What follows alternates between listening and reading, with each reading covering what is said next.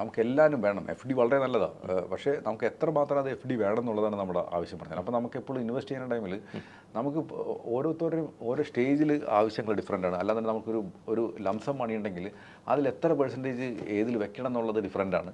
അപ്പോൾ ഇതെല്ലാവരും നമ്മൾ മനസ്സിലാക്കിയിട്ട് വേണം നമ്മൾ എപ്പോഴും നമ്മൾ ഇൻവെസ്റ്റ് ചെയ്യാനായിട്ട്. അപ്പോൾ ഇപ്പോൾ ഒരാളെടുത്തൊരു കിട്ടുന്ന ശമ്പളം ആ മാസം തന്നെ തീർന്നു പോകുന്ന ഒരാളാണെന്നുണ്ടെങ്കിൽ ഇനീഷ്യലി എഫ് ഡിയോ അല്ലെങ്കിൽ ഡെറ്റ് ഫണ്ടിൽ മാത്രം ഇട്ടിട്ട് ഒരു 6 മാസത്തേക്കുള്ള എക്സ്പെൻസ് അതിൽ മീറ്റ് ചെയ്യുക. അതാണ് എമർജൻസി ഫണ്ട്. അതിന് ഈ എഫ് ഡി പോലത്തെ അല്ലെങ്കിൽ ഡെറ്റ് ഫണ്ടേ പാടുള്ളൂ. ഇനി അത് കഴിഞ്ഞിട്ടുള്ള എക്സ്ട്രാ പൈസയാണ് ശരിക്കും പറഞ്ഞാൽ നമ്മൾ മ്യൂച്വൽ ഫണ്ടിലേക്കൊക്കെ നമ്മൾ ആലോചിക്കേണ്ടത്. അല്ലാണ്ട് ഡേ 1 തുടങ്ങിയിട്ട് മ്യൂച്വൽ ഫണ്ടിൽ ഇപ്പോൾ ഒരു സ്മോൾ ക്യാപ്പിൽ അല്ലെങ്കിൽ ഡിഫൻസ് ഫണ്ടിൽ നല്ല റിട്ടേൺ പാസ് പെർഫോമൻസ് ഉണ്ടെന്ന് പറഞ്ഞ് കൊണ്ടുപോയിട്ട് ഇൻവെസ്റ്റ് ചെയ്യലല്ല വേണ്ടത്.